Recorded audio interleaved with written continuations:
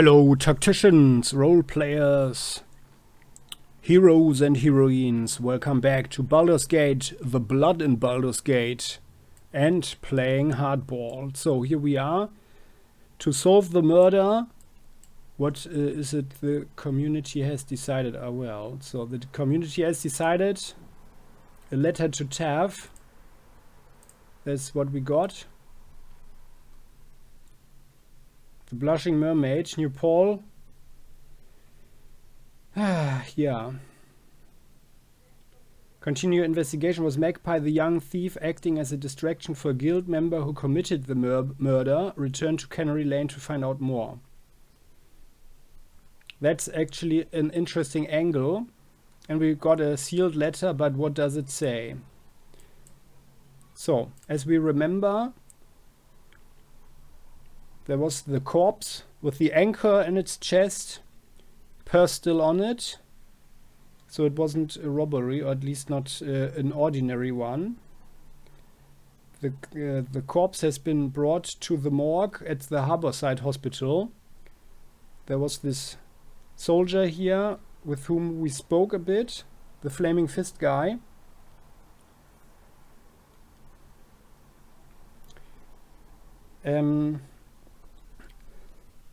Excuse me, and there's nothing else. There's nothing else there.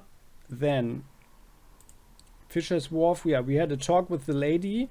She gave us some tea, but only saw a dark figure, a hooded figure. Well, that could of course mean that the person who committed the crime, the murder, was actually maybe part of the Thieves Guild, who knows, but yeah, it doesn't prove anything. Yeah. Oh yeah, and then by the way, and the thing is, which I found a little bit weird, was that she was talking that a mere thief looking to hog an old talisman. Yeah, why she said that, but maybe it was just an example that someone took something, you know, that it was more than an ordinary robbery or something. So yeah, so that's the thing. Then we ran behind the after this thief, caught him, found out that he was working for the guild, but now it says letter, the youth hands over a sealed. Oh yeah, okay, so it's sorry, Seaver entrance missing item. Yeah. So now there is some new text here. So as we make our way down the lane, a lanky adolescent stumbles past. He glances back over his shoulder to ensure we've seen him, and our eyes fall to the elven engraved coin pouch at his belt. The very one carried by the dead bard at Sailor's Crossing. And now we know it was a dead bard, huh? When he disappears into the shadows, we follow. Urchin. The young street urchin leads us down the lane, then stops to stand over a sewer cover. That's far enough, yeah, he says, with a confidence that belies his age. Seems you've caught the eye of the one you are investigating. Wouldn't want to be in your shoes, I'll tell you what. Letter. The youth hands over a sealed letter, and with that, he slips away down the alley. Magic. While we observed the street urchin, we perceived something was not quite right about the situation. We have a sense of magic being used, but cannot pinpoint what school or which exact spell. So, okay, that's the situation here. Maybe the guy was an illusion? No. Hardly, right? So, and then the community decided to go to the Blushing Mermaid. Right? So let's see what that means.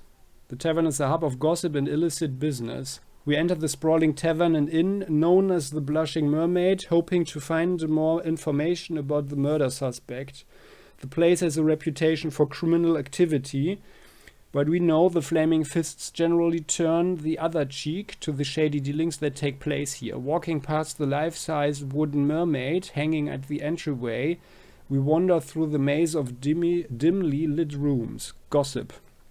When we make our inquiries around the tavern, one particularly eager patron tells us I heard the butcher on Market Street is selling monster meat. He's got a tiefling supply with no scruples.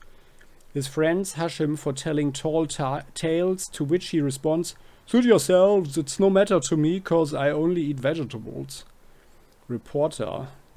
We locate a table in the back and settle in to observe this evening's dubious clientele, but soon feel a pair of eyes staring back at us. Their owner, a rosy-cheeked gnome, approaches us with a smile and takes a seat. "Studying the crowds too, I see," he shouts over the clatter of ale mugs. "As a seasoned observer of humanoid behavior, I can always spot a fellow investigator." He adjusts his hat by way of introduction. "Zilber Whistlepocket, reporter at Baldur's Mouth. I'm following up on some leads on this latest grisly murder. This is the third one in 10 days, and so far nothing ties them together. Before this, we had the killing at Inside Park, and then there was the nasty business of that Dragonborn washing up at Silver Crescent Beach near Sea Tower.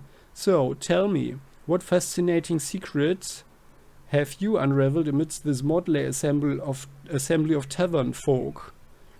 We tell him it's still too early in the investigation to share any leads, and he asks us to reach out to him at Baldur's Mouth if anything of importance comes up. "Could be a big story, and if you help me break it, you are sure to gain a fair bit of renown among the detectives in the city." The bartender. We approach the tavern's bartender and inquire about the whereabouts of individuals known to sell stolen goods. But we are dismissed with a hearty laugh. "Sure, I wouldn't know a thing about that." Undeterred, we press the topic and recount how the street urchin stole shamelessly from a corpse. Might these thefts be related to the unsettling string of murders plaguing the lower city? "It's just little Magpie," the bartender replies lightly. "Ain't no killer. Just wants to join the guild is all, and good for a youngin' to have a hobby, if you ask me. Perhaps we can reason with Magpie near Cannery Lane and find out more about the guild." So actually I thought that this would not, at this point at least, that going to the Mermaid would not bring much of any information, but well. So Shrine of the Suffering, that's still the thing where the unhoused are welcomed, so we could probably get some information from some beggars. You know, that is actually a good thing to do, in my opinion. Because beggars sit on the street, right? And they do watch what's happening. So then we've got the Market Street. We've heard rumors of the butcher selling monster meat. Could something more nefarious be at play? I don't see any relation to the murder, but, well, couldn't hurt to talk there to the people there. Then the Inside Park. Another murder took place here within the last 10 days. Perhaps we can find something that ties them together. That is very interesting. But we definitely need to see the body. So, the mortician. And what's this? The Silver Crescent Beach. A body washed up here about 10 days ago. Are these murders connected somehow? Yeah, we need to see the murder victim. So, I vote for this one. Yeah, we really need to see the body now. Yes. So, voted. Alright then. So. Yeah, finally, people are thinking a bit more. So. Time to see what the victim looks like, actually, and if there's anything. But now, yeah. Of course, like, this should be done pretty quickly, obviously, before other people fumble around, you know, or someone might even break into the morgue and, you know, destroy any evidence. Yeah. So I think we are like 2 stations too late for that one, but, well, we'll see. Anyway, we got the sealed letter now. And otherwise, I think there's nothing there. Well then, so. Thank you for watching. Let's see what the community decides. I would invite you to participate here as well. Why not? Let's discuss it. Also, what you think. if you follow my argument or something, or if you have other ideas, I would be very interested in that. Yeah, and I also would appreciate if you click the like button and subscribe to the channel so you never ever miss an episode again. So next time, bye bye.